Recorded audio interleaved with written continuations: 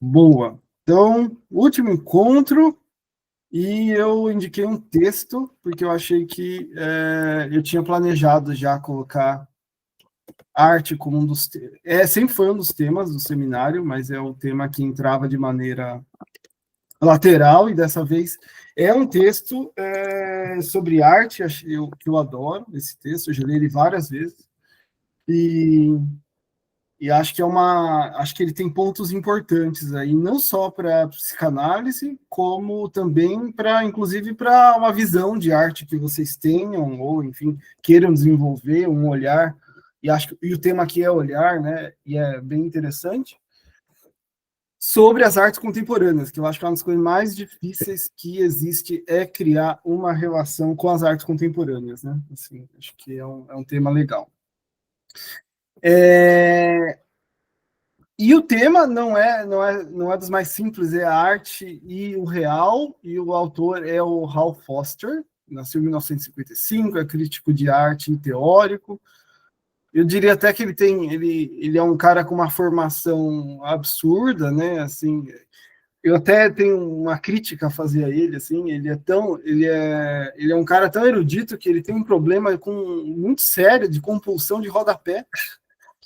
Eu decido, ou eu leio, geralmente a primeira leitura eu pulo os rodapés, porque não dá, assim, os rodapés são gigantes, você só quer dar uma passadinha no rodapé para ver do que ele está falando, aí você vai ver, o rodapé tem 3 páginas, você fala, ele enlouqueceu.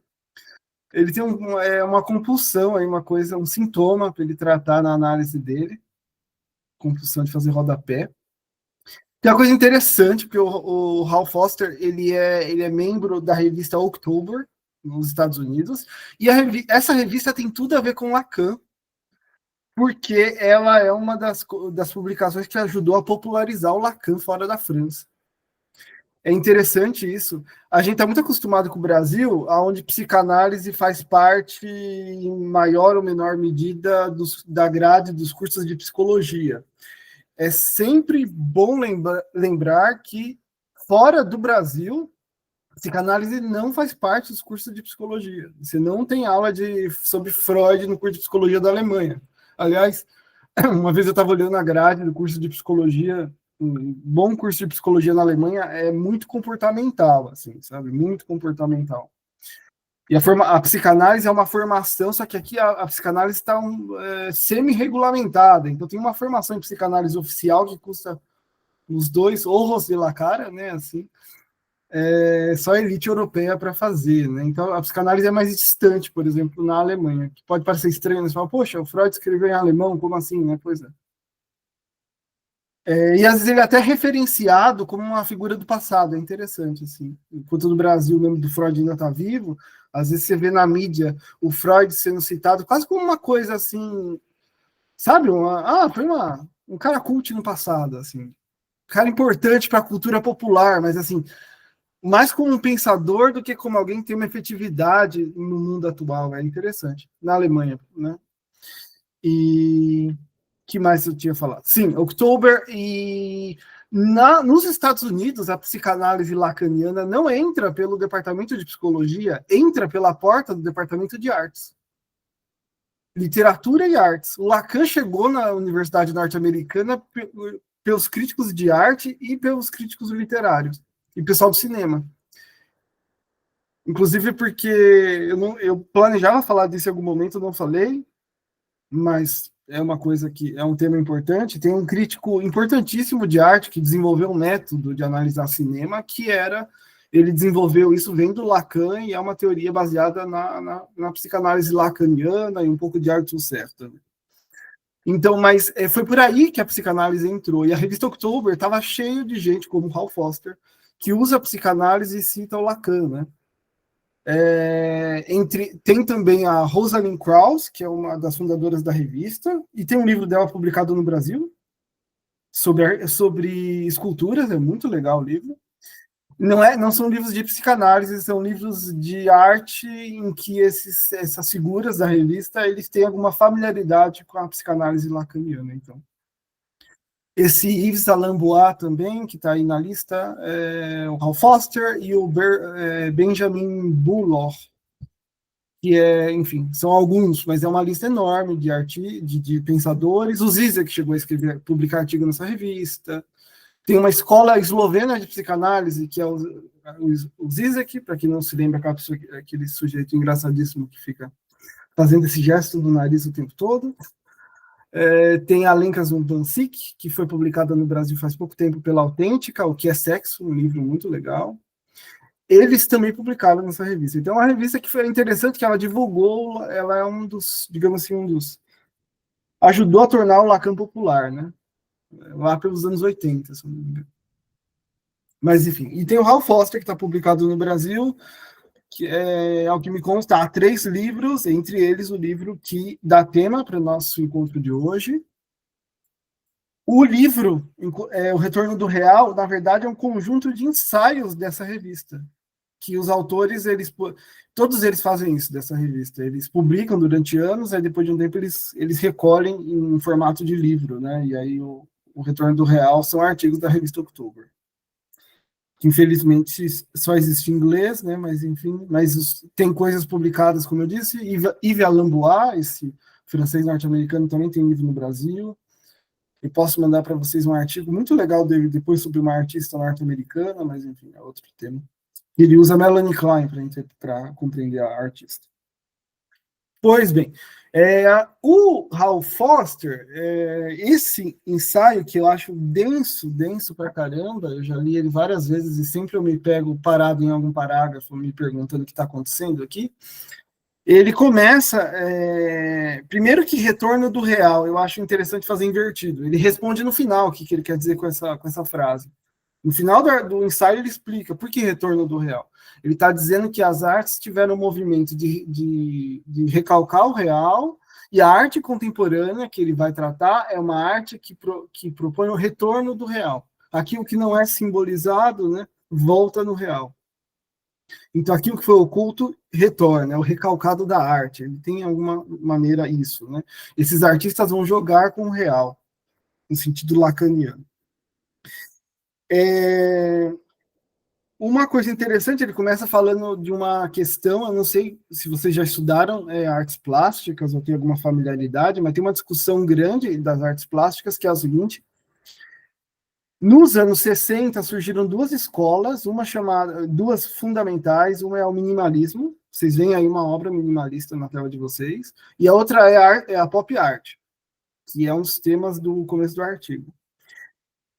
O minimalismo, ele tinha uma espécie de utopia, assim, que é a ideia dos artistas, e eles falavam isso, a gente quer uma arte que sem referente, ou uma arte que seja autorreferente, uma arte que não seja mimética, uma arte que não seja representativa.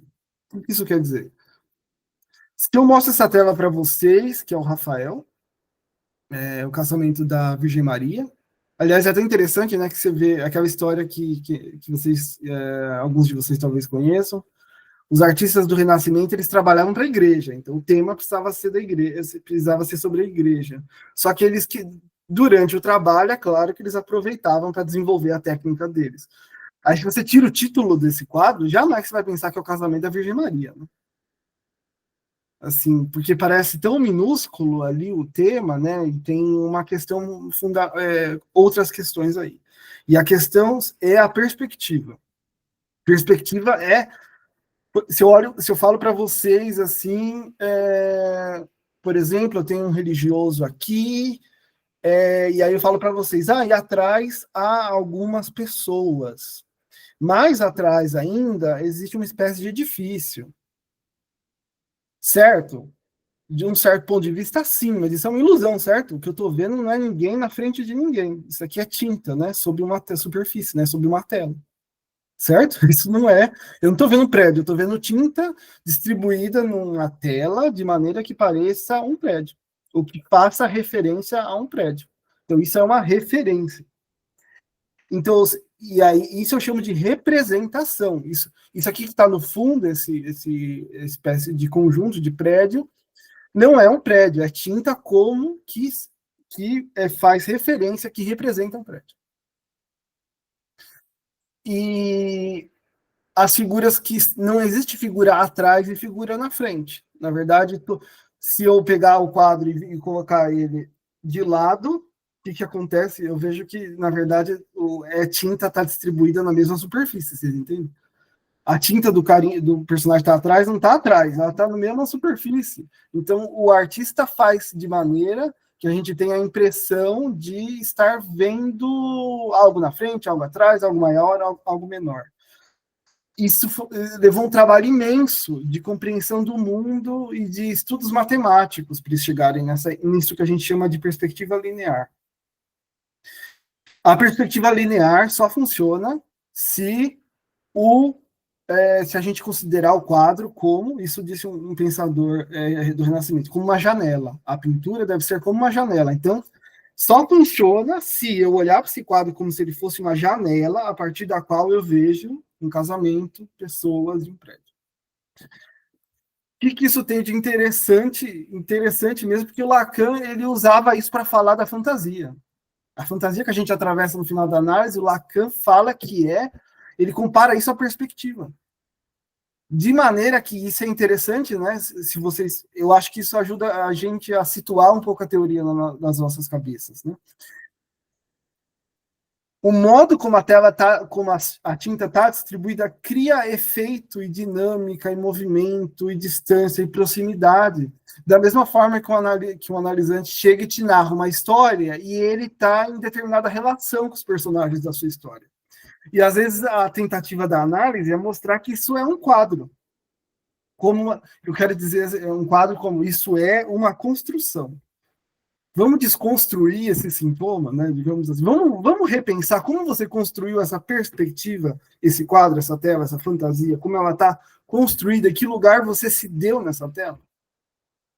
Então isso aparece no Lacan. O Lacan não fala assim porque o Lacan, como sempre, ele não gostava de ser tão claro, mas ele fala que a perspectiva é... Aliás, ele faz uma coisa maluquíssima, que é uma passagem que eu tenho dificuldade de entender. Tem uma coisa no Lacan chamada cross cap, que esqueci de colocar a imagem aqui. Ele fala que a estrutura do cross cap está em inglês mesmo o nome, é a mesma da perspectiva linear renascentista. E ele e ele mostra lá, de acordo com a lógica. Eu não acompanho todo o processo, eu só entendo que é a mesma coisa. Eu falo, tá bom, então é isso. É a perspectiva, é a fantasia. Por que eu estou chamando que os minimalistas queriam de utopia? Porque eles falavam assim, o que você está vendo aqui de certa forma, uma mentira, uma representação. A gente quer fazer arte que não finge a ser nada. Ela é autorreferente. Ou seja, quando você vê isso aqui é feito de metal. E é pintado de branco. Depois teve um outro minimalista que falou, não, pintou de branco já deixou meio... Já é uma mentira, porque é melhor deixar com a cor do material mesmo, metálico. Eles começam...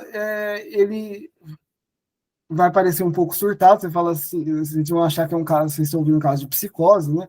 O Saul Lewitt, ele falava que quando você vê essa imagem, você sabe exatamente como ela foi feita, como que ela foi distribuída, como ela foi construída, e eu não estou vendo metal que finge ser outra coisa, eu estou vendo quadrados metálicos multiplicados que têm uma forma no espaço. E existem no espaço. A pessoa vê, a pessoa pode andar em volta.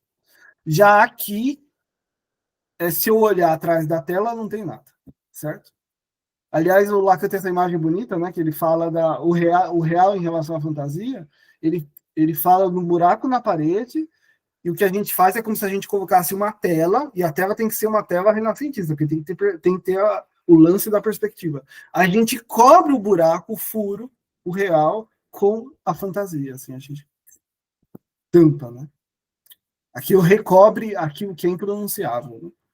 Mas, enfim, os artistas contemporâneos eles queriam chegar numa fórmula matemática da arte, em que você... Aqui, por exemplo, os teóricos tiram raio-x da imagem, tentam descobrir qual tela o Rafael usou, qual tipo de tinta, como que ele misturava a têmpera, porque têmpera, não sei se vocês sabem, você tem que colocar ovo na tinta e tal, como que ele fazia a têmpera, qual era a proporção da tinta, onde ele comprava. E aqui não tem mistério nenhum. A verdade está na superfície. E aí vocês podem perguntar, e todo mundo se pergunta isso, né? Tá bom, você chegou numa. O Sol Lewis, parabéns. O senhor é um artista, realmente o senhor conseguiu. Eu tô vendo um quadrado, eu sei exatamente como você fez isso. Eu sei o que eu tô vendo, não tem mistério mesmo. A pergunta é se isso te agrada, né? Quando chega esse esvaziamento, né? É uma outra questão. Mas, enfim, o que o Hal Foster vai falar começa, é que o problema, a crise tinha aqueles críticos que elogiavam o minimalismo e tinha os outros críticos que elogiavam a pop art. O problema é que a pop art, e é o Andy Warhol, a primeira referência dele, ela tem algo de representativo porque tem uma figura, né? É a Mary Monroe, eu conheço essa mulher, ela é uma artista, né? Ele pegou uma imagem de um filme da Mary Monroe e usou uma serigrafia, uma espécie de carimbo que ele fez várias vezes na tela. E aí o que o Hal Foster vai dizer, e aí eu estou reconstruindo o argumento dele, é que alguns vão dizer, não, é uma arte que se rendeu à indústria cultural, a indústria do cinema, a indústria das revistas, etc. O que o Hal Foster vai apontar, e é interessante, é que a pop art, ela se alimenta da repetição de Warhol. E a repetição no sentido, e vou falar um pouquinho melhor daqui a alguns minutos, mas a repetição no sentido da psicanálise em relação ao real. Aquilo que não, uma das referências do real, aquilo que não cansa de não se escrever. Aquilo que não se fixa. Ou, para lembrar o exemplo do Freud, a questão do for da, né? A criança que repete o gesto de maneira a simbolizar aquilo. Né? E o que o Hal Foster percebe, a gente também percebe, quando ele vai usando várias vezes o carimbo, a imagem, aqui não está tanto, mas algumas a imagem vai ficando meio sombria, meio esquisita, meio deformada, causa um certo estranhamento. Então é como se a repetição, a reprodução, que a gente poderia comparar a reprodução na indústria cultural, as constantes imagens da Mary Monroe vão criando um desgaste e uma outra coisa vai aparecendo. Tudo isso você só faz num trabalho seu de compreensão das obras do Andy Warhol, porque o próprio Andy Warhol, se você ia perguntar para ele, falava que isso não significava nada. Ele fala, não, mas você está vendo, é a Mary Monroe várias vezes numa tela. O Andy Warhol, ele tinha um discurso que ele quase dizia que ele não era um sujeito, né? Ele se esvaziava, ele falava que se as obras dele não têm interioridade, ele falava. Mas, como eu disse para vocês na última aula, a gente não pergunta, no último encontro, no último seminário, a gente não, pergunta para o artista qual é o sentido da obra. Aí você já perdeu a batalha. Se você achar que o artista tem a verdade sobre o que ele fez. Porque aí você está dizendo que o sujeito não é dividido, né? Você está dizendo que ele só sabe responder sobre o que ele fez, a verdade sobre o que ele fez, está dizendo que ele não é dividido, né? Ele não é um sujeito furado, né, pela linguagem. Mas, enfim. E aí, é muito legal que o Hal Foster vai percebendo uma espécie de algo obsessivo no Andy Warhol e essa repetição que causa um certo estranhamento. Né? E, por exemplo, a famosa lata da sopa Campbell, que é um famoso, né? Dizem que o Andy Warhol só comia isso. Aí você pensa, como é que ele. Não é à toa que ele não viveu muito tempo, né? Morreu cedo. A sua vida comendo sopa enlatada, né? Mas tudo bem. O, de alguma forma, o Hal Foster está vendo nessa questão a situação do sujeito diante da repetição desse mundo reprodutível, da mercadoria em massa, das compras em massa. Um sujeito diante desse discurso do capital. Né? A parte interessante, né, é que o Hal Foster, que é um bom leitor, acho um leitor pelo menos interessante do Lacan, ele vai trazer aquilo que o Lacan vai falar sobre repetição no seminário 11, que é Tiquet e automaton. Lacan tirou isso do Aristóteles. Tiquet tem a ver com acaso, e o Lacan vai associar a Tiquet dois tipos de repetição, então, Tiquet e automaton, palavras em grego.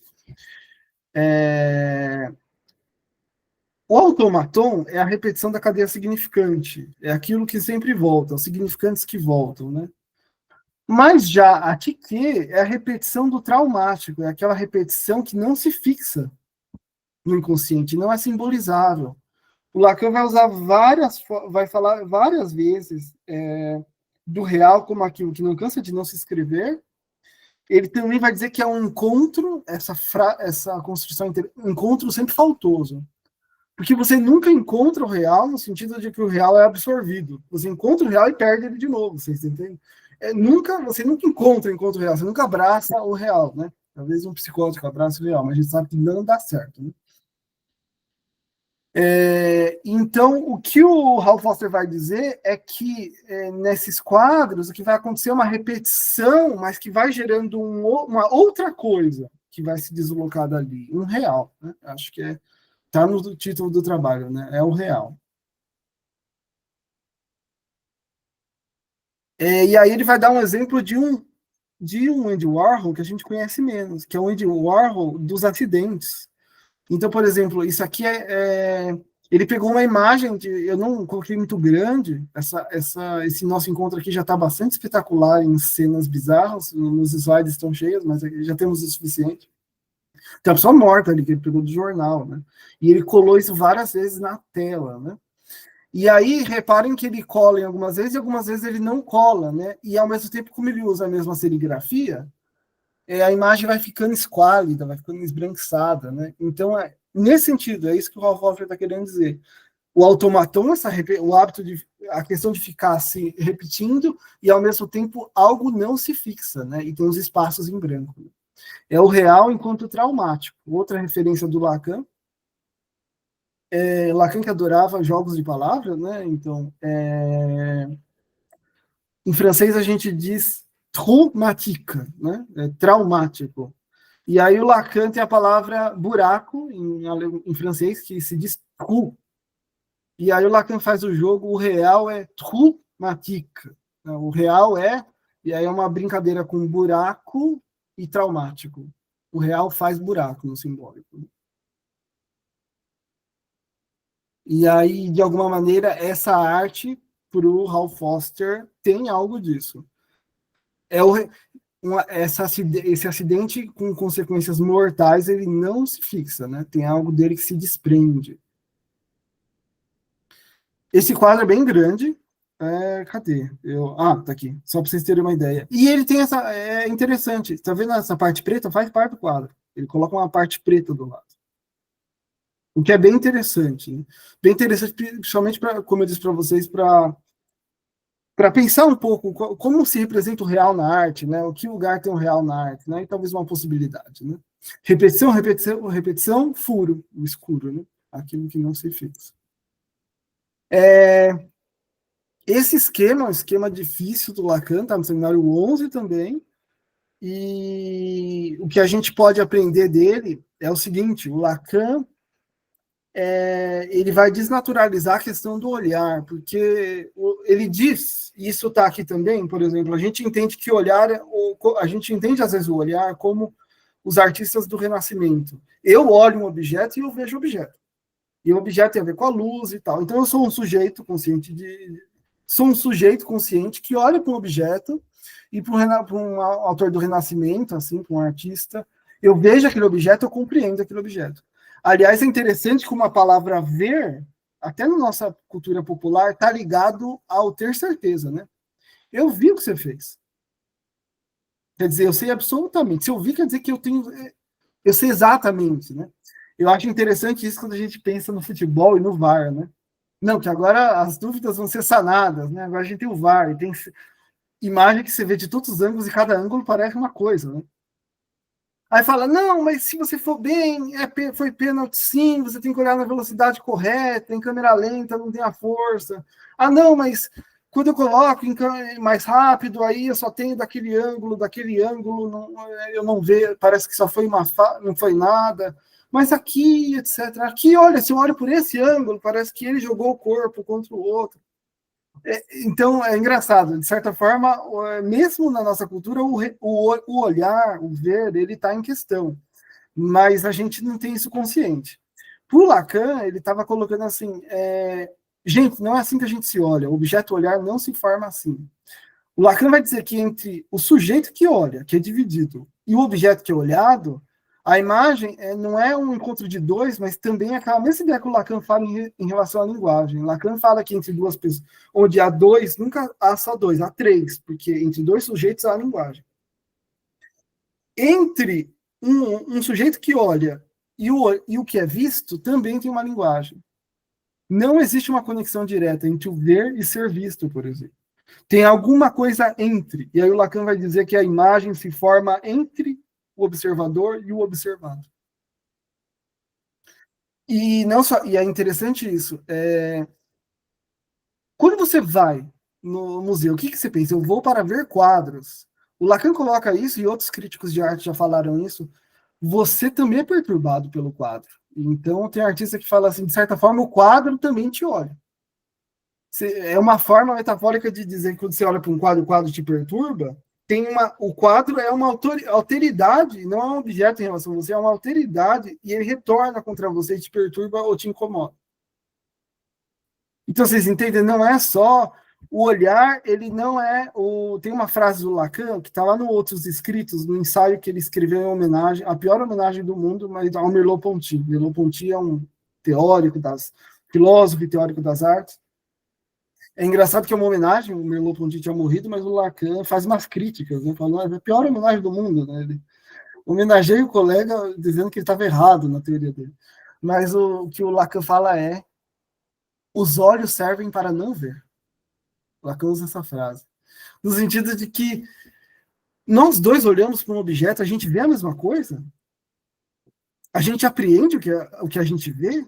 Se você acha que você vai num museu e você apreende tudo que você vê, você entendeu errado, né? Às vezes o quadro precisa que você fique olhando para ele várias vezes, ou que você esteja assim no dia certo para olhar aquele quadro. Então, o olhar, ele é uma montagem também, né? A questão do sujeito dividido, o inconsciente, a linguagem daquele quadro, o espaço. O ver não é simplesmente o sujeito que olha um objeto, mas esse objeto tem alguma coisa dele que também reflete, o que volta. O Lacan vai colocar o objeto olhar assim. O objeto olhar é o. E o olhar, como ele se forma entre. Parece abstrato, mas é essa a ideia. Pois bem, e tudo isso tem a ver com domesticação do olhar. Eu tenho um trecho aqui do Hal Foster, o texto de hoje. Assim é a contemplação estética, segundo Lacan. Algumas obras de arte podem tentar um trompe d'œil, que é golpe de olhar, traduzido ao pé da letra, mas golpe no sentido de te enganar, né? Engana seu olhar, né? Causa uma ilusão, tem uma ilusão ótica, né? O engano do olhar. Mas todos aspiram, toda arte, a Domtregard, a uma domesticação do olhar. Então, o que ele está dizendo é que, de alguma maneira, a pintura do Renascimento tornava o mundo uma coisa estável. E, ao mesmo tempo, domestica seu olhar, né? O sujeito do Renascimento era um sujeito não dividido, era um sujeito consciente de si, na concepção dele. E os quadros, de alguma maneira, a arte pode domesticar o nosso olhar, né? Pelo menos essa arte mais fotográfica, né? Essa arte mais representativa. Não é uma crítica, é só uma constatação. Trompe d'œil, eu coloquei a seta ali, o prato parece que ele está saindo da tela, esse é o objetivo, esse é o trompe d'œil. Parece que está saindo da tela, assim. É como se o quadro criasse uma quarta dimensão, né? Ele vem para cima de mim. Não só o quadro ele vai para trás, então eu digo que é como se aquela taça de vinho que está sobre a mesa está atrás da bandeja. Isso também é um engano, né? Como eu falei para vocês, é uma superfície lisa. Então tá tudo mas é como se estivesse. Como também é como se o prato estivesse depois, né? Vindo na minha direção. Também aquela questão da perspectiva que eu falei para vocês. Isso se chama perspectiva invertida, se eu não estiver enganado. Porque não se propaga, não vai para trás, vem para frente, né? Então o quadro, ele cria, vocês percebem? O quadro ele cria um olhar, e não só isso, os quadros do Renascimento, eles são feitos para você olhar média distância no meio do quadro, assim. Se você olha para o lado, às vezes o reflexo atrapalha a ilusão. Então é um certo lugar também. O Lacan gosta dessa expressão, porque ele fala que, às vezes, o que a análise faz é fazer o sujeito olhar de outro ângulo e ele vê um furo, né? É a mancha. O Lacan fala que o sujeito é a mancha, né? O analista faz um silêncio, faz uma interpretação, e de repente surge uma mancha no quadro, na fantasia do analisante. E aí ele encerra a sessão e manda ele para casa. Não vai pensar na mancha. Isso que surgiu, né? Nessa inversão. Isso aqui foi só um exemplo. Esse aqui, o tronco dele, vocês conseguem ver, está aqui no cotovelo. O cotovelo dele parece estar se projetando para fora do quadro. É um quadro do Caravaggio. Quando você está na frente do quadro, você percebe que parece que esse cotovelo aqui ele se move em direção ao observador. Então, a parte da arte contemporânea recusa essa antiga diretiva de pacificar o olhar. Unir o imaginário e o simbólico. É isso que ele está dizendo. Não é que o real não esteja lá. Aliás, o Lacan vai dizer que onde está o real no quadro do Renascimento? O Lacan faz essa lógica. Não, porque no quadro a gente tem o imaginário e o simbólico. Cadê o real? Ele fala que o real está na perspectiva, no infinito do ponto onde, quando você cruza umas linhas, elas se encontram, né? Mas elas se encontram em lugar nenhum. Aí o Lacan fala, é aí que está o real. O real está oculto na perspectiva. É como se essa arte quisesse que o olhar brilhasse, que o objeto se sustentasse, que o real existisse em toda a glória ou horror de seu desejo pulsátil, ou ao menos evocar essa condição sublime. Então, a arte contemporânea vai flertar com o horror e com o real. A palavra sublime aí não é o que vocês imaginam. A gente fala sublime assim, aquela macarronada deliciosa de final de ano. Você fala, sublime essa macarronada. Né? Sublime aqui nas artes na teoria das artes, por exemplo, você vê um tufão arrasando tudo e você está distante dele, mas você está são e salvo. E essa sensação de você ver a grandeza da natureza, que é infinita e maior que você, mas ao mesmo tempo você está seguro e pode só observar, e essa sensação de, digamos assim, desse ânimo eufórico com o poder da natureza, olha a grandiosidade, um tufão, assim. Sabe aquela coisa que a gente... acho que todos nós já tivemos isso, né? Assim, você olha uma imagem de um furacão, às vezes você fala, olha o tamanho disso, e de alguma maneira gera uma certa empolgação de se ver a grandiosidade daquilo. Isso é o sublime na arte. É uma coisa que tem a ver com o real também, se separar. É diferente de como a gente usa no dia a dia o que é sublime, né? Uma coisa muito bonita. Sublime. Uma das coisas que o Hal Foster vai dizer tá, então é possível você usar imagens e mesmo assim você flertar com o real, ou com alguma coisa que não se inscreve. E aí ele vai falar da arte hiperrealista, que é um movimento lá pelos anos 60, e os artistas usavam muito fotos, eles pintavam fotos. Muitas vezes é pouco óbvio para a gente o que está em jogo aqui. Por exemplo, nesse Richard Prince, ele pega a figura do cowboy, que é uma figura norte-americana por excelência, mas tem algo de estranho na tela, porque o céu parece estar muito presente, né? O céu tá... onde que esse cara está cavalgando, né? O céu está estranho aí, né? Então gera certos estranhamentos com relação ao olhar. É uma coisa que representa, mas tem algo que ao mesmo tempo escapa. Esse é um exemplo que o Hal Foster cita no texto. Tem outros, esse aqui é Chuck Close. O nome dele é Chuck Close, e o nome do quadro é Um Grande Autorretrato, né? O nome do quadro. Esse quadro, ele é muito grande. Dá para ver ali pela figura do próprio artista parado do lado do quadro, né? Ele é muito grande. Quando você vê esse quadro de perto, ele gera um certo estranhamento de se ver esse rosto monumental, né? Então, são sempre quadros visando um certo incômodo, um certo estranhamento em relação ao rosto, à face, à identidade também, questionando a identidade. Se você esse rosto gigante, assim, um pouco audacioso aí no quadro. Esse não é um dos meus favoritos. Esse é um dos meus favoritos. Eu gosto desse artista, é o Gerhard Richter, é o alemão. Aliás, no drive do grupo tem um filme chamado Never Look Away, ou Obra Sem Autor, que foi uma tentativa de fazer um filme a partir da vida desse artista. Está lá no drive do grupo, presente de Natal.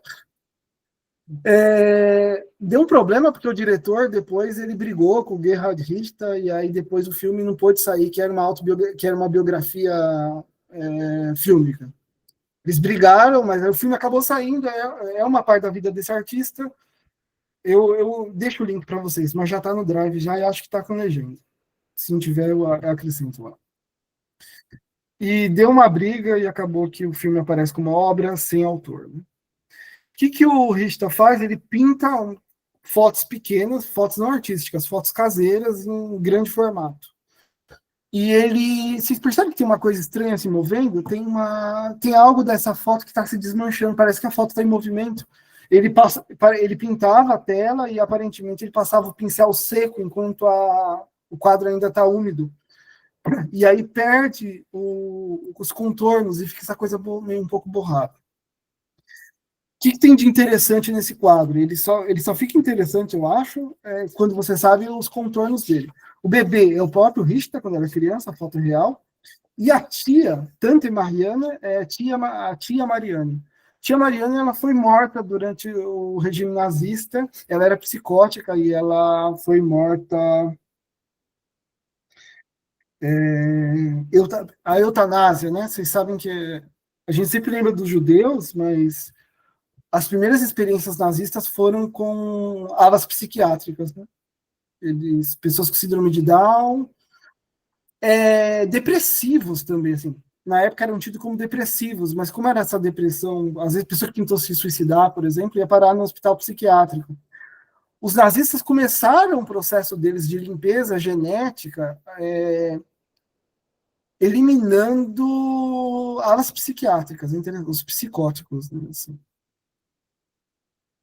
E a tia Mariane, ela era diagnosticada com psicose, né? E ela foi morta, né? Então tem essa coisa. O Gerhard Richter também, ele pinta um quadro polêmico, ele pinta o tio dele, que foi nazista, né, com uniforme, assim, também uma foto, né? E esse mesmo efeito de ter algo se desmanchando aí. Mas faz mais sentido se você dialoga com a história por trás do quadro, né? Essa tia que foi eliminada, né? Esse outro quadro do Richter, agora ele não pinta mais, ele está vivo ainda, ele é um senhor, mas ele abandonou as fotografias. Mas é interessante como não é um olhar assim. Tá certo que a pessoa pode falar, nossa, parece uma foto, mas é interessante que esses quadros, você olha eles à distância. Eles parecem uma foto mesmo, se você vê eles no museu. E aí você vai se aproximando deles e a imagem vai esfarelando, e aí você vê que é uma pintura. Claro, depois que você conhece o pintor, você bate o olho e já sabe que não é uma foto. Mas se vocês vão no museu que tem quadros do Richter, você sempre vê essa situação. Alguém chegando de longe, aí quando chega perto é uma pintura. E esse efeito também tem algo de, vocês percebem? De não domesticação do olhar. Eu acho que é uma foto, mas é uma construção, é uma ilusão. É como se fosse uma foto. Esses são os exemplos. Aqui tem um outro, Ron Nook. Eu não sei como pronunciar o nome dele, ele é holandês. Teve uma exposição dele no Brasil há muito tempo atrás. Eu lembro que você não conseguia ver a exposição, você tinha que ficar 2 horas na fila para pegar na Pinacoteca. Assim, foi uma coisa insana. Eu lembro que eu fiquei tanto tempo que eu fiquei umas 3 horas na fila, e aí minha esposa achou que nem valeu tanto a pena, mas na verdade eu falei, não, é que 3 horas na fila a gente realmente perde a coragem, né? E a gente fala que é a coisa mais extraordinária da vida. Aí você fala, o que tem de legal nisso, né? Bom, é legal que é uma cabeça realista, né, e tal. Mas fica mais legal quando vocês veem o tamanho dessa cabeça e a proporção dela. Olha o tamanho dessa cabeça. Então, esse gera um estranhamento e também é hiperrealista, vocês entendem? É realista e ao mesmo tempo não é realista. Gera um estranhamento, né? E eu vi uma entrevista com ele uma vez e ele disse que o que é pequeno ele precisa fazer muito grande e o que é muito grande ele precisa fazer pequeno, que ele acha que precisa desse estranhamento, senão a obra dele não funciona. Então eu vi recentemente uma obra dele que era uma caixa de vidro, assim, eu diria que, eu não sei, menos de 1 metro, assim, uma caixa de vidro e uma figura de um homem de cócoras, assim, nesse estilo também, dentro da caixa. E aí gerava um efeito estranho, porque parece tão realista, mas é pequeno demais para ser um homem. Então tem esse efeito, né? O humano, e a identidade como essa coisa que gera não um reconhecimento, mas um estranhamento.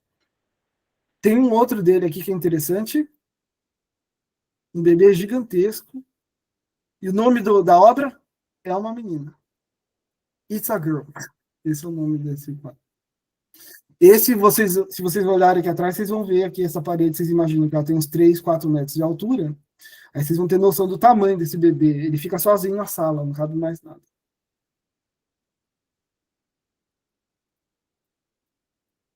Então, isso são exemplos de obras hiperrealistas. Esse desvio na concepção da realidade como efeito da representação ao real como traumático, então do real enquanto uma coisa que parece isso aqui parece uma criança de verdade, é realista nesse sentido, mas isso vai em direção a um real, do Ralph Foster. Pode ser definido na arte contemporânea, e tanto mais na teoria, na ficção e no cinema contemporâneo. Pois esse desvio na concepção acarretou um desvio na prática, que aqui quero ilustrar, mais uma vez, em relação ao diagrama lacaniano da visualidade, aquele que eu mostrei agora há pouco, como um desvio no foco do anteparo para o olhar objeto. Esse desvio pode ser rastreado na obra de Cindy Sherman. O que ele quer dizer com isso? É isso aqui, ó. Quando eu olho um exemplo, né? Claro, a obra tem que funcionar para vocês. Se isso aqui gera um estranhamento em mim, ou gera algum tipo de incômodo, algum tipo de sensação física, eu estou dizendo que isso não é só um objeto que eu olho como um sujeito, eu vou botar lá, como um sujeito, mas tem algo daquela obra que reverbera sobre mim, vocês entendem? Isso seria o retorno da imagem sobre mim. Então não é como se eu tivesse dividido da imagem. A imagem se forma entre o meu olho e o que é visto, e algo se produz e atinge o meu corpo, eu não estou fora da imagem. Eu não estou autônomo, independente da imagem. A imagem já é um efeito em mim.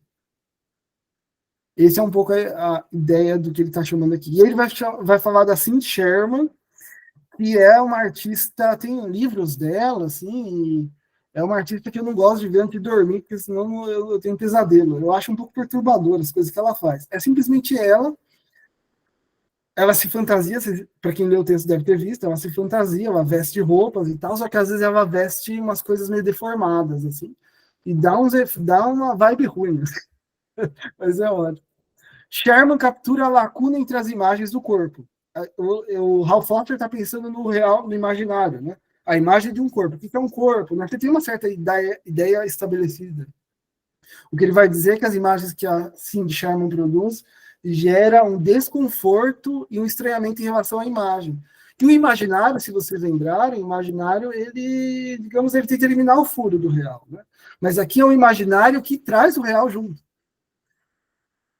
Então, ela captura a lacuna entre as imagens do corpo, imaginado e real. Então, é um imaginário com esse lastro do real, que se abre em cada um de nós. Ele está pensando aqui, quando o sujeito se vê como dividido. A lacuna do irreconhecimento, né? Quem eu sou, né? Se você só olhar no espelho, será que essa é a resposta? Né? Claro que não, a gente sabe que não.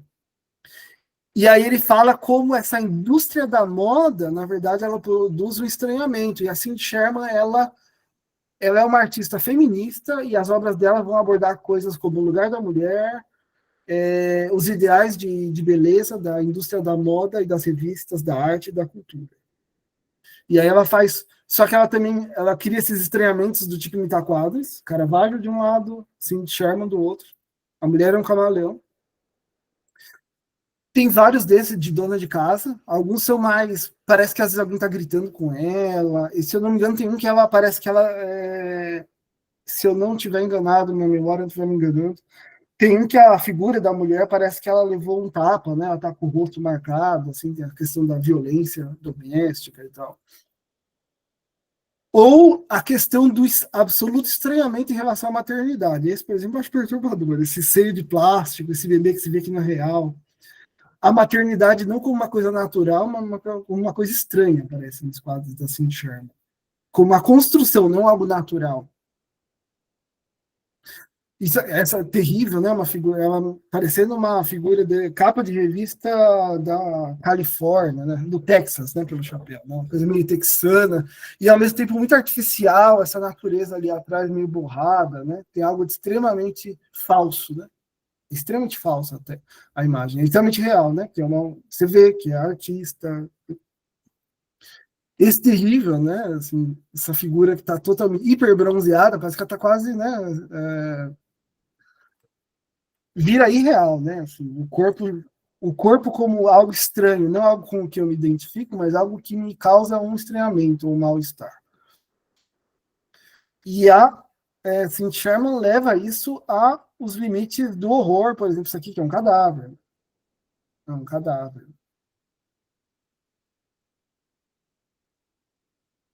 Eu não peguei os mais grotescos dela, escolhi os que tem uns outros que misturam partes de corpo de animal, etc. Mas você vê, é a questão da imagem, né? A questão do imaginário que está na Cindy Sherman. O que é um corpo para Cindy Sherman? Eu lembro que eu falei no primeiro encontro nosso do ano que cada artista constrói uma ideia de corpo, o que é o corpo, e aqui a gente pensa, o que é o corpo na Cindy Sherman? Entende? Daria para escrever um ensaio, né? O que é o corpo para ela? Ela constrói uma ideia de corpo como um corpo estranho, né? E o corpo é uma das referências da arte contemporânea. O corpo como abjeto, ou o corpo como não idealizado, o corpo como a gente vai entender em breve. A segunda abordagem é oposta à primeira. A primeira, eu não lembro mais qual era a primeira, mas eu acabei de falar dela. Mas atinge o mesmo fim. Rechaça o ilusionismo, aliás, qualquer sublimação do olhar objeto, numa tentativa de evocar o real em si mesmo. Então ele está querendo dizer, uma das outras possibilidades da arte é tentar evocar o real, não é assim, é a imagem, vocês reparem a estratégia. Ele está dizendo, tem gente que, a partir de uma imagem, evoca o real, não é que o real está ali, ele é evocado. Ele fala, mas tem aqueles que tentam convocar o real na tela. Esse é o âmbito primordial da arte abjeta. Abjeto que é engraçado, que tem essa ideia de aquilo que é horroroso, aquilo que é, enfim, aquilo que é expelido, e abjeto significa que é um objeto meio tirado, que é atraída pelas fronteiras derrubadas do corpo violado. Então, onde você acha o real, ele vai dizer que alguns artistas vão tentar provocar o aparecimento do real na arte através do corpo, mas o corpo não enquanto beleza do renascimento, mas o corpo enquanto marcado por vísceras, sangue, fezes, ele vai falar de tudo isso. E os artistas usam isso. E a gente pode, claro, a gente pode comentar o que vocês acham dessas questões. A extrema ambição desse segundo enfoque é trazer o trauma do sujeito à superfície, com o cálculo aparente de que, se seu objeto A perdido não pode ser recuperado, pelo menos a ferida que ele deixou pode ser investigada. E aí ele lembra que trauma significa ferida. Então, a falta do sujeito vem à tona como um real disruptivo e que provocador. Mas tentando eliminar aqui essa fronteira, por exemplo, assim, Sherman é o corpo e o corpo gera um estranhamento. Como é que um artista pode convocar o real direto? Vocês entendem? Sem uma intermediação de algo no meio. E aí ele vai dizer, nesse ponto, algumas imagens vão mais além do objeto, que está quase sempre ligado a substâncias e significados. Não só na direção do informe, condição descrita por Bataille, em que a forma significante, deixa eu ver aqui o que é interessante, que eu estou me estendendo bastante. Tá, ele vai falar que o objeto é aquilo que não dá mais para saber se é pro Bataille, não dá mais para saber se é objeto ou se é coisa. O abjeto é essa coisa perturbadora, né? Que de alguma maneira, me marca. O Bataille é um nome importantíssimo para a psicanálise. Não existiria a noção de gozo do Lacan. Lacan não gostava de dar referência, mas a noção de gozo do Lacan foi muito inspirada no Bataille. E a questão do objeto A, como esse objeto perturbador, também é muito inspirada no Bataille, Georges Bataille. E não foi só isso que ele pegou do Bataille, como também a esposa. Vocês lembram que a esposa do Lacan, o sobrenome dela era Bataille, porque era a esposa do Georges Bataille, mas ela se separou e casou com Lacan, né? Mas, aparentemente, eu não sei, mas O Lacan nunca se casou oficialmente, aparentemente. Foi momento Caras, revista Caras, no seminário. Eu acho que o Lacan nunca casou, então a esposa do Lacan ficou a vida inteira foi chamada de Bataille, né? Que era o nome dela de casada com o Jorge Bataille, que investigou a questão do abjeto, a questão do erotismo como excessivo, a questão do... tem momentos do Bataille que a gente lembra muito da noção de real do Lacan, assim, os estudos do Bataille. Pois bem, e aí aqui um exemplo, esses são exemplos citados no texto pelo Hal Foster, de uma artista chamada Kiki Smith. A primeira é Virgem Maria, que é uma figura um pouco perturbadora, que é essa figura meio que sem a pele, né? Assim, essa coisa cadavérica, e como Virgem Maria, né? Esse corpo feminino, ela é uma artista que tem uma temática feminina. Útero, que é a imagem do lado ali, que é interessante porque e isso a gente deve à nossa cultura e o que a gente talvez pudesse chamar, ou como é chamado hoje em dia de patriarcalismo estrutural, né? É interessante lembrar como existe várias representações do pênis na história da arte, mas tem poucas do útero, né? E aí ela vai e faz um útero de bronze. Mas também tem essa coisa provocativa de sistema digestivo, o nome da obra, e parece fezes, né? Assim, o jeito que ela fez. Então, o que que é? E aí e aí você se pergunta, mas que seria esse abjeto então? O abjeto pode ser um dos nomes do objeto A. É aquilo que foi excluído, de acordo com Yulia Kristeva, essa artista. Esse livro é impressionante porque ele nunca foi traduzido para o português, o que me consta, ele foi traduzido para o espanhol, se chama Os Poderes do Horror, é um livro importantíssimo para estudar arte contemporânea. A Yulia Kristeva ela é linguista e psicanalista, ela frequentou os seminários do Lacan, mas ela não se diz lacaniana, mas visivelmente a noção dela de abjeto é inspirada no objeto A. Assim. Ela pode negar isso com a vida dela, mas não tem como dizer que não tem um ponto de objeto A no que ela chama de abjeto, que é o seguinte: o abjeto é o que eu devo me livrar para me tornar um eu. Mas o que é esse eu primordial que, em primeiro lugar, expulsa? Isso é o Hal Foster parafraseando ela. É uma substância fantasmática, não só estranha ao sujeito, mas também íntima dele. Vocês conhecem essa expressão, já remeteu para vocês alguma coisa, né? Ele é estimo, né? O objeto é estimo. Ele faz parte do sujeito, ele está fora do sujeito. Íntimo demais. Íntimo demais, tão íntimo que é externo, né? Que o sujeito tem que colocar para fora do eu, porque é perturbador. E esse excesso de proximidade produz pânico no sujeito. Ele matou a charada, né? O Lacan fala lá no Seminário 10, a angústia quando no lugar onde não deveria haver nada aparece algo, né? Algo aparece no lugar do objeto, o sujeito tem a angústia, né? Resposta à angústia. Ou ataque de pânico, né? Que também pode ser um nome para uma manifestação da angústia. E isso está no Lacan, né? A ideia de que, digamos assim, no nosso para que o sujeito exista, ele precisa colocar algo é colocado para fora, que é o real, nessa divisão, esse furo, né? Algo precisa ficar fora, né? Não à toa, né? Quando o Lacan vai falar lá o Fink, que eu acho que vocês leram, né? Fala disso, a questão das negações, né? Os tipos de negação, né?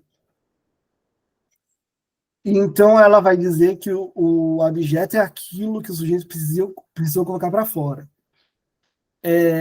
Uma coisa interessante é que o Freud também, não sei se vocês lembram desse momento do Freud, mas o Freud fala que o olhar já em certa medida, sublimação. O Freud fala dessa questão o Freud tem essa questão do totem tabu, né, de tentar construir, compreender a psicanálise através da história da humanidade e tal, e ele vai falar que o sujeito fica bípede, afasta ele do chão e afasta ele do terreno onde ficam as fezes. E se afastar das fezes Édiago para o Freud já é uma sublimação já. Tanto é que a questão como é que o que a gente tem como natural no desenvolvimento infantil, que a criança consiga ir até o vaso sanitário, até o pinico fazer suas necessidades.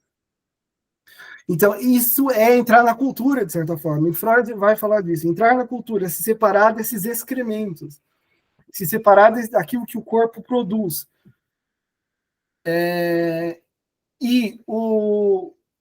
Nesse sentido, então, a arte que vai apelar para o horror, tentar ir em direção ao real, como que ela vai tentar encontrar o real?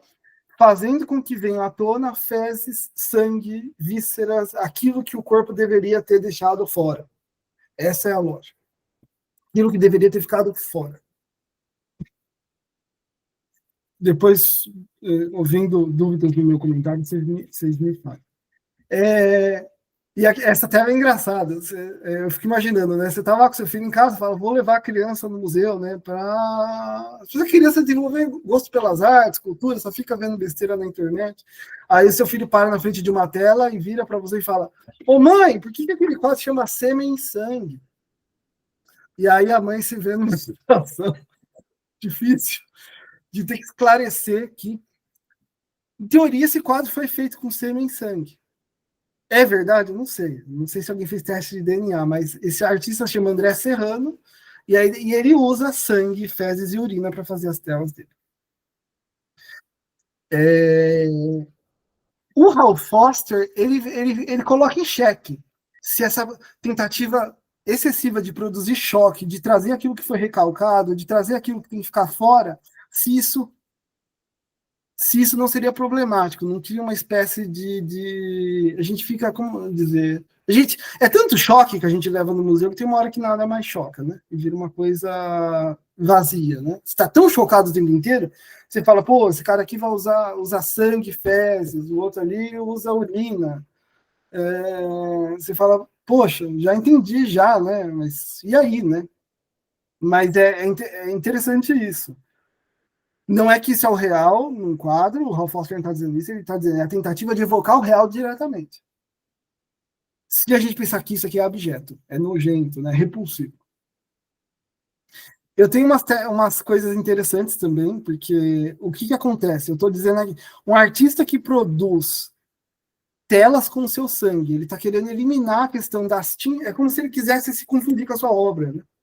E aí eu lembrei, eu estou encerrando, por exemplo, os happenings, né? A arte performática, tem uns exemplos legais. Esse é um dos mais legais, é o Chris Burden. Isso aqui chama tiro, essa performance. A ideia era a seguinte, ele parou na frente de uma tela branca, a foto está desfocada mesmo. Um amigo dele ia dar um tiro nele, no braço dele. Eu tô rindo porque vocês vão ver o que vai acontecer. A bala ia atravessar o braço e ia bater na tela, ia ficar o sangue na tela. Bonito, né? Legal, né? Só que, em teoria, o amigo não era um atirador profissional, ele tava com uma espingardinha, assim, de caçar no mato, sabe? Umas codornas, assim, lá. Resumo. A bala ficou no braço e ele foi pro hospital, né? Óbvio. E essa é engraçada. Tem um outro que ele se amarra num carro e ele pede para o amigo dele dirigir, acho que vendado, né? Só que ele tá amarrado na frente do carro. Tem um outro e aí você fala, o que é isso, né? Mas a ideia é, o que seria o real aí, Thiago? Eu diria, né, assim, numa interpretação um pouco livre, o real é esse incalculável, né, que pode acontecer nessa situação, né? Aí você fala, mas parece, não sei se eu gosto disso, eu achei um pouco idiota, né? Claro, uma opinião, né? Tudo que eu estou apresentando aqui não é assim que vocês têm que admirar todas essas obras, é mais uma questão de como a psicanálise ajuda a se compreender um panorama das artes contemporâneas. Tem um outro do Chris Burden, mas eles dizem que ele forjou isso aí, que ele se amarrava num saco e ficava num calçamento numa rodovia nos Estados Unidos. E a ideia é, tipo, um carro pode passar por cima dele e tal. Por incrível que pareça, ele não morreu vítima dessas performances. Ele morreu em 2015, mas de outras causas. Sobreviveu às suas ideias malucas. Um caso que eu acho interessante dessa ideia de o artista fazer do seu corpo objeto que tem algo de é engraçado, né? Tem, se vocês forem olhar no sentido como posição estética, tem algo de masoquista, né? Você entrega o seu corpo ao gozo do outro. Esse é da Marina Abramovic, esse é interessante, chama Ritmo Zero. Ela ficou durante 40 minutos numa sala, tinha uns objetos numa mesa e se podia entrar e fazer o que quiser com ela. E aí no começo o pessoal passava a mão nela, depois começaram a despir nela e dar tapas, enfim. E a ideia dela era, a Marina Abramovic, ela tem essa questão do feminismo, né? O que acontece se você falar para homem, né? Pode fazer o que quiser com o meu corpo, né? O que acontece aí, né? E o real, nesse caso convocado, é também esse imprevisível e incalculável, né? Da atitude do outro, né? Porque aquele que vê, ele pode literalmente agir no objeto, né? Assim, o objeto corpo do artista. E deixa eu ver aqui. Esse aqui eu não coloquei outras obras dele, porque acho que a imagem já serve. Esse artista chama Hermann Nietzsche, e ele fazia parte de um grupo que adorava fazer umas coisas assim com sangue. Aí não é sangue, né? Teria que aí é tinta, depois começou a usar tinta, porque haja sangue para fazer essas performances. Né? Essa coisa de tinta, urina e tal, realmente era parte do grupo dele, que eu acho que se chamava Accionismo Vienense. Mas eu só deixei como exemplo aí o nome dele, ele faleceu não faz muito tempo. Também essa questão de convocar, de alguma maneira, aquilo que o corpo como aquilo que na sua qualidade, nas suas qualidades que deveriam ficar ocultas, né? Que vem à tona.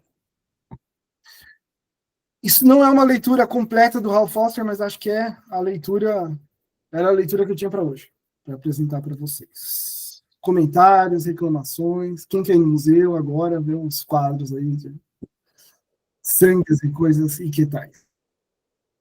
Quem quer catar crianças na rua e levar aos museus também, né? Levar o sobrinho e tal. Só um comentário, é engraçado, né? Que uma vez eu vi uma. Eu estava no museu e tinha algum artista. Vocês veem que isso volta, né? Assim, tinha uma. Porque às vezes o Hal Foster fala disso, né? Que às vezes esses artistas parecem uma espécie de criança levada que quer provocar o pai a levar a uns tapas. Então eles querem provocar a sociedade patriarcal a reagir contra elas. Eles querem horrorizar a sociedade patriarcal. E aí também tem algo de um pouco perverso, né? No sentido de provocar um incômodo no outro. E aí tinha acho que um pênis e uma vagina gigante, assim. E aí tinha uma criancinha, né? A criança voltou correndo, mãe. A criança era engraçado que ele estava em dúvida se ele podia ver aquilo, o que era aquilo, por que aquilo estava ali. Mais engraçado ainda era ver a reação da mãe tentando explicar por que tinha um pênis e uma vagina gigante no museu, né? Mas engraçado, eu vi essa situação uma vez. Jonathan, você levantou a mão. Primeiro, agradecer, que legal, né? Ter contato com tudo isso, explicação muito boa, muito legal.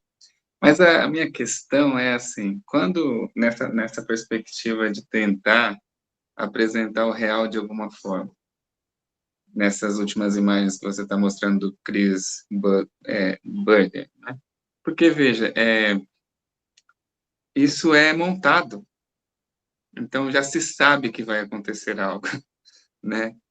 Então, não sei se... Claro que do ponto de vista didático é possível explicar que é um encontro com o real, mas não sei se isso poderia, assim, por definição, dizer que é o real, porque não seria inesperado, não seria algo que escapa, mas algo que já foi montado para que acontecesse. Um homem vendado dirigindo um carro e ele amarrado vai dar, com certeza, em um problema, numa batida e etc. Né? Então, minha pergunta que fica é, será que isso realmente abarca o real?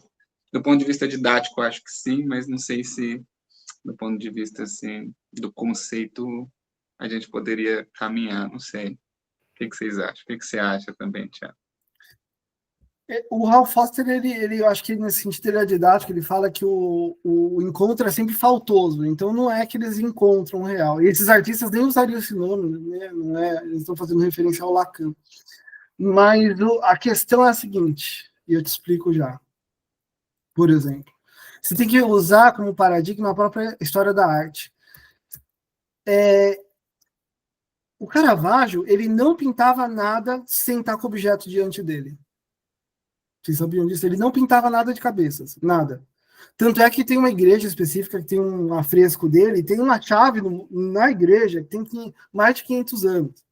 E aí o pessoal costuma falar, e a chave é igual à chave de um quadro. Muita gente tem certeza que a chave é a chave que o Caravaggio usou para pintar o quadro. O Caravaggio, ele não tinha dinheiro, ele tinha problema com álcool, vocês sabem que ele era assim, ele se metia em confusão, né? E ele chamava, por exemplo, ele contratava uma prostituta para pousar para ele como Virgem Maria. Aí ou ele contratava mendigos para representar Jesus, por exemplo. Então, e ele representava exatamente como eram as figuras, porque precisava olhar. Onde eu estou querendo chegar com isso? Na história da arte, o artista é um sujeito de si não dividido que tem exato controle do que ele está fazendo. Nesse sentido, se a gente for olhar dentro do contexto das artes, não saber o que vai acontecer quando o amigo dá o tiro é um imprevisível. Mas assim, dentro do mundo da arte, claro, a gente pode questionar como psicanalista e tal, mas dentro do mundo das artes é um imprevisível nesse sentido. Não há encontro com o real, porque o real não se encontra, né? O Lacan falava, o encontro com o real é assim, faltoso, é nesse sentido, mas o Ralph Foster está dizendo como se fosse assim, os artistas indo cada vez mais tentando convocar o indizível, né? Que eles não sabem, que eles não chamariam de real, né? Mas eles fracassam sempre, né?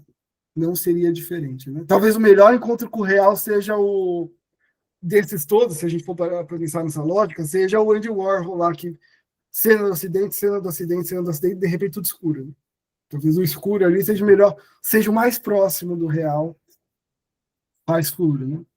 Mas eu entendo o que você está falando, Jonathan. Assim, a gente calcula mais ou menos, mas do ponto de vista do mundo das artes, é um descontrole. Assim, o artista não sabe o que vai dar. Né? E isso... vocês lembram daquela famosa música que eu mostrei para vocês? Né? Música. O artista que fez o 4 minutos e 33 segundos também tem essa ideia do imprevisível, né? Mas aí quando o maestro fica 4 minutos e 33 segundos parado, a gente nunca sabe que som o pessoal do público vai soltar, né? É imprevisível. Vai espirrar, vai tossir, vai rir, alguém vai gritar, alguém vai bater palma. As artes contemporâneas gostam desse imprevisível. Assim. Claro que aqui em níveis talvez mais drásticos, né? Mas é um tema interessante. Eu achei interessante isso que você trouxe, Thiago, porque eu estava pensando sobre, né? Um tiro. Eu sei que vai ter um tiro, mas de que forma isso vai ocorrer, né? Aí cai no imprevisível, né? Uma performance numa estrada, tá? Mas qual é o tipo de acidente que isso vai provocar? Vai provocar um acidente? Quais pessoas estarão ali para auxiliar? Terá pessoas para auxiliar? Então eu acho que cai muito nesse lugar mesmo do imprevisível. E eu acho que é isso que cativa, é isso que tensiona. Quando você trouxe a música, eu acho que em mim provocou muita atenção, porque eu fiquei esperando um barulho, eu fiquei esperando alguma coisa, e eu não esperei isso da orquestra. Eu esperei isso da plateia. Então eu acho que cai nessa imprevisibilidade, né? E eu acho que é isso que sustenta, que cativa mesmo, que prende.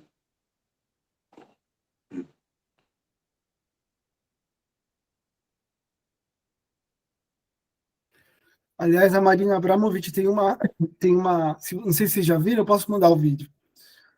Ela tinha uma performance, essa é muito mais comportada. Ela fica numa mesa, sentada, e você pode sentar na mesa e ficar com ela durante alguns minutos. Só que você não pode falar nada e nem ela fala nada, ela fica te olhando fixamente. Vocês já viram esse vídeo? Não, eu posso mandar para vocês. E aí gera o que vai acontecer. Algumas pessoas ficam fugindo do olhar, né? Porque é estranho você ter alguém olhando fixamente para você. Porque olhar fixamente sem dizer nada, eu acho que isso presentifica o olhar, né? Que nós neuróticos não gostamos. Eu achei interessante quando o Iago traz essa questão do previsível, mas é um imprevisível previsível. É doido, né? De certa forma. Mas achei muito legal esse paralelo que você fez com a arte. Então, é uma espécie de ruptura, né? Dessa, pelo menos essa que eu entendi, né? Se antes era feito a partir daquilo que era visto, vamos fazer de uma outra forma agora. E aí rompe com essa proposta, né? Obrigado. Tchau. É um pouco Jonathan, uma dispossessão do sujeito criador, porque o sujeito agora ele não domina toda a sua criação. Ele é um pouco sujeito à sua criação também, ou ele não sabe o que vai acontecer, né? Tem outras experiências assim, quem gosta do Pollock, que é um pintor bem anos 40, ele dançava jogando tinta na tela. Não tinha como ele prever como é que ia sair aquela linha. E ele dançava, então, e tem essa questão, o corpo do artista passa a fazer parte da obra, ou o corpo passa a ser parte da obra. Então, quando o Pollock ele tá dançando e jogando tela na tinta. O corpo está em cena.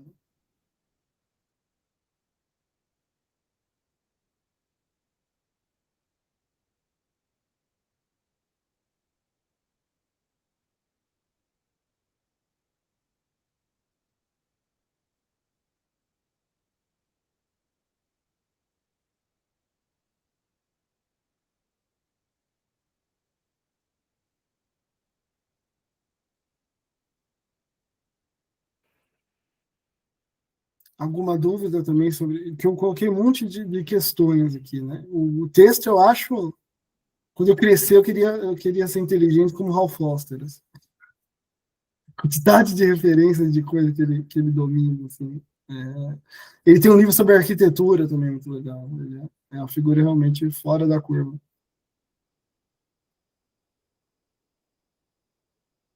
Sabe o que eu fiquei pensando, Thiago? Por que o horror chama tanto a nossa atenção, né? Você falou da arte contemporânea, né? O real e o horror, né? E aí você estava falando daquela artista...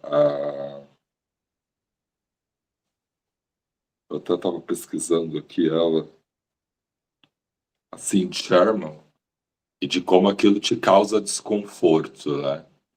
E eu fiquei vendo o trabalho dela e não me causou desconforto.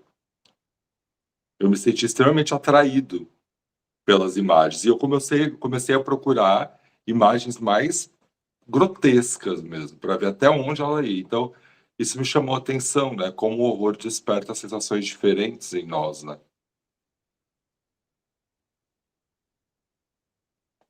Confessar, Iago, também, já que você trouxe fragmento que também me desperta. Eu gosto de ver isso. Assim. Eu acho que é muito interessante. Momento de confissões.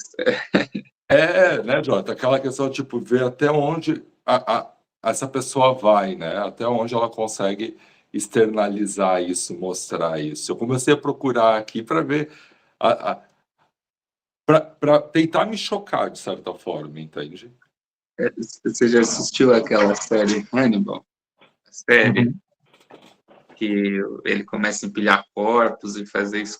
Eu acho aquilo, assim, muito interessante. Sádico, mas interessante, né? Assim, não que eu esteja endossando isso, muito pelo contrário, mas...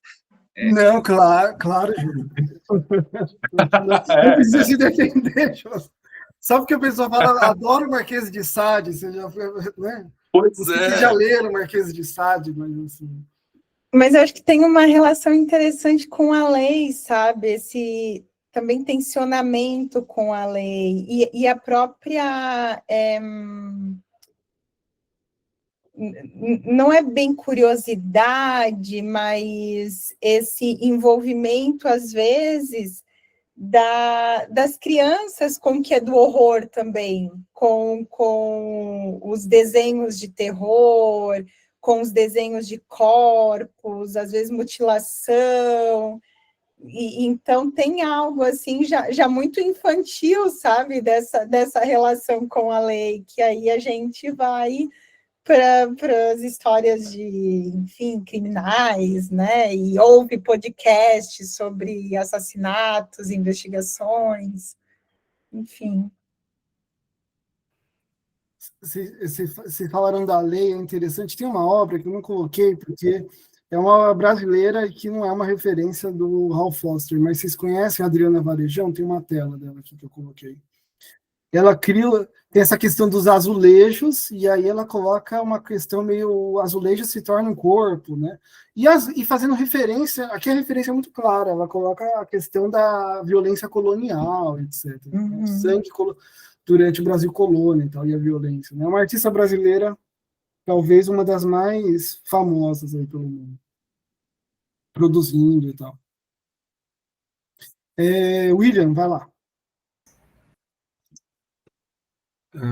Primeiramente, obrigado por ter trazido o texto, Tiago, toda a tua explanação. Como eu disse, esse livro, eu recuperei a cronologia dele na minha estante.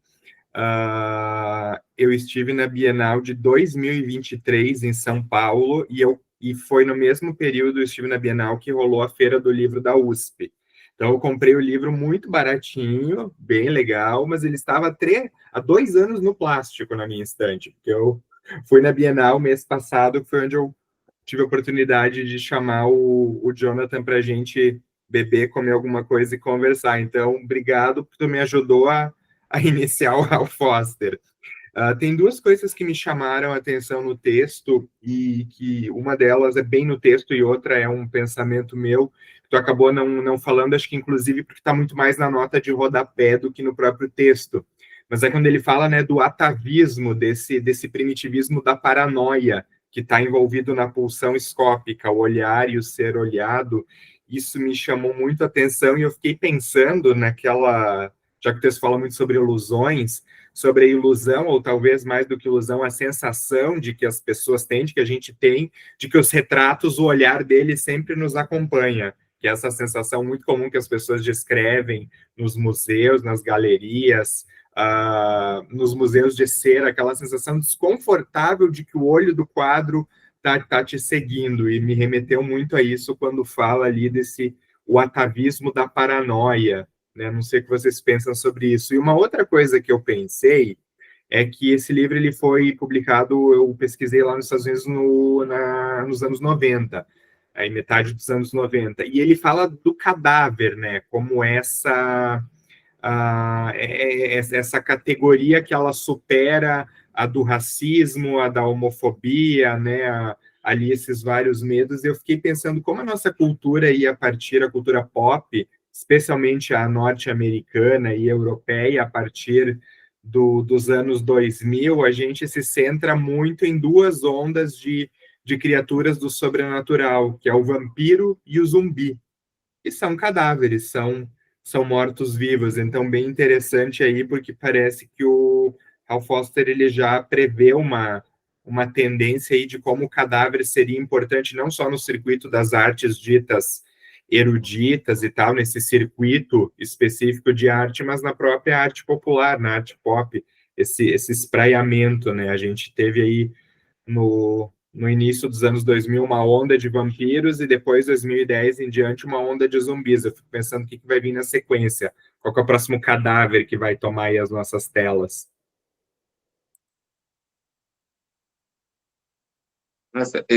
Nossa, que bacana isso, porque isso daria uma pergunta, assim, claro que cada clínica é uma clínica, né? Mas me veio levantar a hipótese, ou melhor, uma pergunta, não uma hipótese, e talvez levante uma hipótese, de que assim, será que atualmente está vindo à clínica mais obsessivos do que histéricos? Porque, assim, o que eu estou recebendo atualmente, assim, de pacientes, inclusive mulheres obsessivas, bastante, assim, do que a gente pensa na história, né? De como é da história da psicanálise, enfim, né? Dos casos clínicos. Não sei, talvez não, mas é só para levantar uma provocação, assim. Que tá diretamente ligado também, eu acredito, à neurose obsessiva, né, com essa questão do cadáver, morto-vivo, do gozo mortificante, não sei, né? Ou se eu viajei demais, vamos lá, que é um momento de arte, né? Eu acho que só eu lembro que o Lacan fala que a questão do neurótico é estou vivo ou estou morto, né? Essa questão de falar de o exemplo, né, o neurótico que conta quantas vezes o coração dele está batendo, né, assim, pensa, se está batendo quer dizer que pode parar, né, estou vivo ou estou morto, né. Mas é interessante isso que o William falou, né, que como a gente sonha, né, eu tinha colocado essa questão, né, como que a gente sonha na indústria cultural, né, assim, se a gente está fazendo tanto filme de zumbi, está agradando, de alguma forma, para o Zizek, pelo menos fala isso, outros pensadores, tem algo desse morto-vivo, essa figura que ela só pensa nas funções orgânicas básicas, né? Comer. Né? O quanto isso talvez não exista uma identificação nossa, né? Nesse mundo do trabalho absolutizado, né? Assim, por toda parte. Né? Até o lazer virou trabalhar, porque o lazer é o momento de você aumentar o seu capital afetivo, capital emocional, né? Lendo livros, fazendo novos cursos, etc. O trabalho matando os sujeitos, né? Assim, de alguma maneira, né? Deixando eles nas suas funções mínimas. Né? Eu acho que até falando aqui. Desculpa, William. Pode falar, Iago. Acho que até falando aqui da beira do abismo, eu acho que até a esperança se tornou um lugar de trabalho. Dá trabalho. Eu não sei, eu sinto isso. Trabalho de ter esperança, sabe? Porque você é bombardeado com tantas coisas, atravessados por tantas coisas, né? Que manter a esperança, um pensamento positivo é um lugar de trabalho, né? Eu acho que esperança, quanto verbo, sempre foi um lugar de trabalho. Mas essa esperança, eu acho que é substantivo, se a gente poder falar de esperar, de ficar esperando, eu não sei, parece que é mais paralisante, sabe? Agora, quando é esperançar, né? Esperançar, eu acho que aí é importante, né? É importante, sim.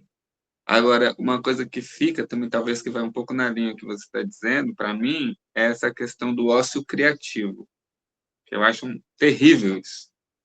Porque aí eu acho que não é um ócio criativo como a gente pensaria assim, bom, através do ócio, então, se inventou a roda. Legal, né? Algo que surge, mas nesse ócio criativo, mas como performance, né? Como eu acho que o Thiago coloca, né? Que é essa questão aí da bom, se temos um tempo ali, vamos fazer com esse tempo um capital. E aí essa palavra volta, né? Esse capital,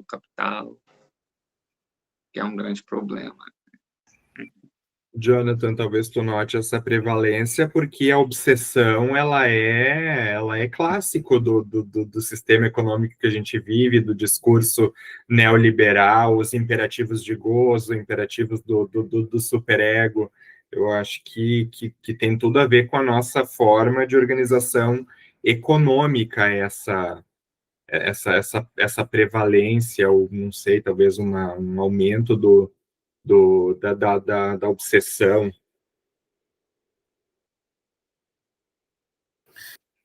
Tem uma questão interessante também, que eu acho, do mesmo jeito que tem essa questão da pessoa que se corta para sentir que está viva, né? Essa questão tem uma necessidade na cultura popular de a gente ter experiências de choque cada vez maiores, experiências imersivas cada vez maiores. É uma sensação de que a realidade está perdendo a sua vida, né? É muito interessante. Até, vocês sabem que tem um filme polêmico, né? É um filme chamado Love, de 2015, eu acho.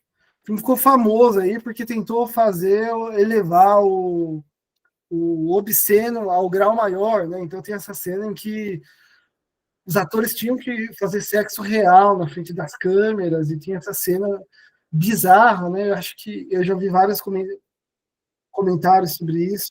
Um diretor de arte, né?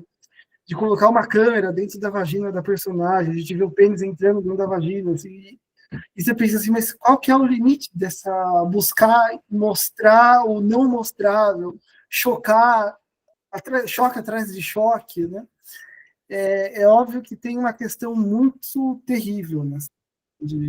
Essa escalada de produzir choque e desconforto que existe na cultura, né? E também sintomático, talvez, de uma posição aí, uma posição de é isso, estou vivo ou estou morto? E esse choque, em teoria, poder produzir uma espécie de incisão na pele, o asco, o nojo, a excitação, o estranhamento, que causa uma sensação de vida, né, de alguma maneira. Isso que fala, Thiago, me faz pensar até que, às vezes, dentro de sistemas midiáticos, produção, capitalismo, o choque ele pode ser até instrumentalizado como estratégia de dessensibilização, que é uma outra coisa que vai aparecer ali no Hal Foster, né? Você é sistematicamente submetido a um tipo de violência, a um tipo de horror, a um tipo de choque, a um tipo de nojo, até o ponto que isso te dessensibiliza e passa a parecer normal. E aí eu sempre recordo um momento meu durante a pandemia, onde foi assim bastante difícil para mim na análise e que eu já estava fazendo e tudo, quando eu percebi que eu não me solidarizava mais com as vítimas da Covid naquele primeiro ano, naqueles primeiros 18 meses, com aqueles números absurdos que no começo eu vi assim, morreram 90 pessoas na Itália, morreram 10 pessoas em São Paulo. Aquilo me atingia de um jeito.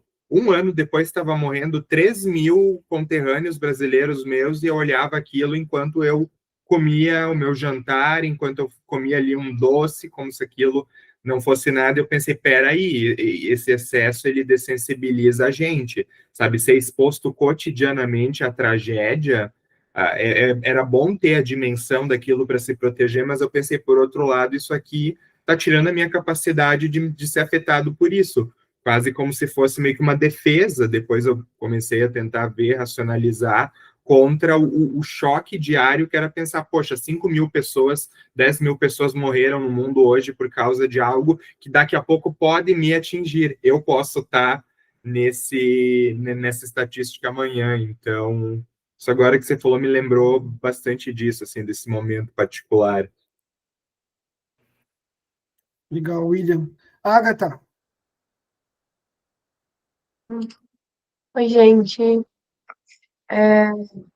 Eu estava ouvindo vocês falarem e ouvindo tudo o que foi falado, e assim, teve um texto que eu li do Nazi, O Olhar em Psicanálise, e eu li ele para escrever um artigo com o pessoal da faculdade. A gente estava escrevendo sobre as redes sociais, enfim. E aí isso me veio muito a ideia do que vocês estavam falando, de ir a museus e aí ficar contemplando as artes, enfim. E aqui na minha cidade não tem nada disso, né? É assim, tem um museu de Presidente Prudente, mas é minúsculo, não tem nada, assim. E aí, e aí eu já fui para São Paulo, mas assim, faz muito tempo que eu não vou para São Paulo. E aí eu fiquei pensando nisso que o Jonathan falou também, que foi assim, do que aparece na clínica das pessoas, do que as pessoas procuram, e essa sensação também de você se sentir vivo. E aí o Nazi vai falar disso no texto dele, no livro dele, que é a diferença de ver, olhar e fascinação. Que aí ver é como se fosse assim, todo mundo capta uma imagem, porque isso vai ser, eu até peguei aqui, é a visão que capta do eu até a imagem da coisa. Então, todo mundo vê uma imagem. Agora, o olhar, ele está mais ligado ao objeto A, que é um ato provocado por uma imagem que vem da coisa até nós. É como você se sente atravessado, é o que a imagem provoca. E aí, a fascinação é o quanto você se deixa ser preso pela cena, pela imagem. E aí, eu fiquei pensando nisso, assim, qual foi a última vez que, por exemplo, eu me deixei ser capturado por uma imagem?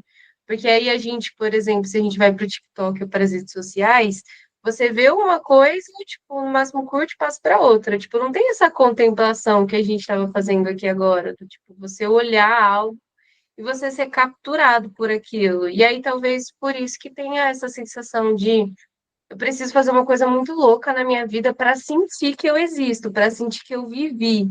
Ou, tipo, até gravar. Eu só consigo saber que eu vivi aquilo se eu gravar, se eu tirar foto, porque você não experienciou, você não sentiu isso de fato. Então, acho que aí entra o campo da arte, assim, talvez ir para um museu mesmo como vocês falaram, assim, ficar horas e talvez não entender nada, voltar depois. Sei lá, fiquei pensando nisso. Só uma coisa antes de passar para a Gabriela. Agatha, a pior coisa do museu é quando você vai e entende, viu? Quer dizer que você não entendeu geralmente. Porque se você volta com a sensação de que você entendeu tudo, você precisa rever tudo. Eu acho que tem uma desorientação mesmo. Assim. As melhores exposições são aquelas que deixam a gente impactado, eu acho. Né? Eu sou o tipo que fica 4 horas no museu. Assim. Mas é isso. É igual Lacan, se você acha que entendeu, não entendeu. Eu acho que tem que gerar tem que ficar uma certa dose, alguma marca. Se você sente que nada daquilo te tocou, significa que algo ali não funcionou, né? E aí a questão é outra. Gabriela, vai lá. Eu acho que o Iago levantou a mão primeiro. Tá? Então tá. Não, eu estava pensando sobre isso que, né, o William, né, até comentou dessa dessensibilização total e como que as produções de filme de terror tá crescendo absurdamente, né? E eu acho que, né, tem um pouco disso, né? Eu acho que é tanta coisa horrível, tanta coisa violenta, que as pessoas vão se sensibilizando, vão achando, né, corriqueiro, e eu acho que isso é muito preocupante, né? E muito tempo atrás eu fui eu acho que foi no Centro Cultural do Banco da Caixa Econômica, tinha uma exposição de fotografias, né, de jornalistas, né, que ganharam prêmios. Uma fotografia que me chamou muita atenção, que me deixou em choque, foi de uma roupa de uma pessoa que foi assassinada, a roupa toda ensanguentada. É assim, terrível, assim, a sensação, né, de você se imaginar, né, imaginar a pessoa, o que aconteceu, o quanto que essa pessoa sofreu.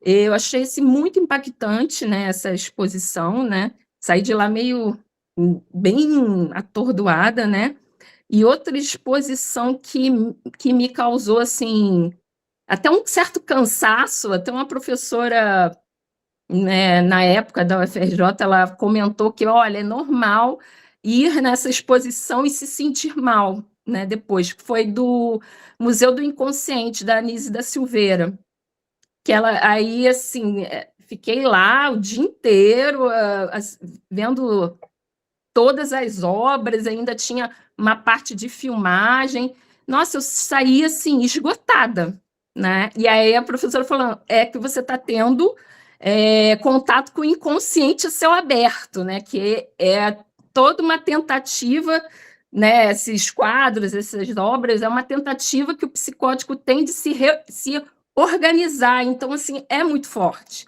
Enfim, é isso que eu queria falar.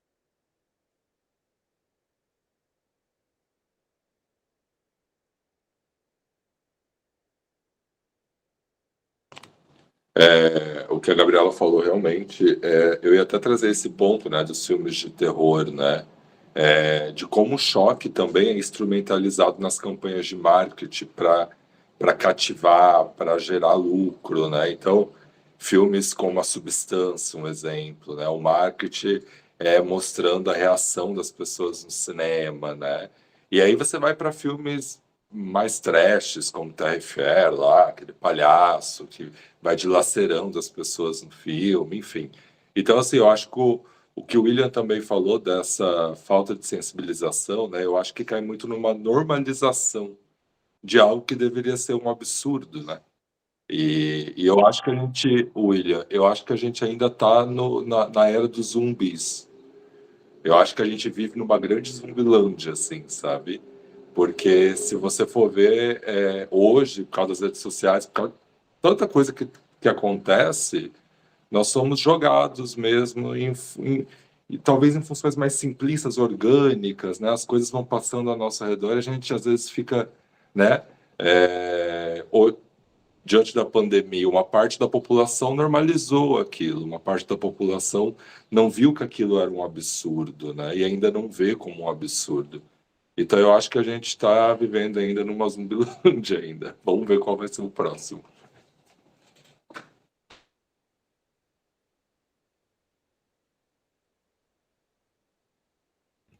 Tiago, queria agradecer o encontro e que eu abri um pouquinho o microfone antes e não agradeci. Muito bom, tá? Muito bom o fechamento, a proposta.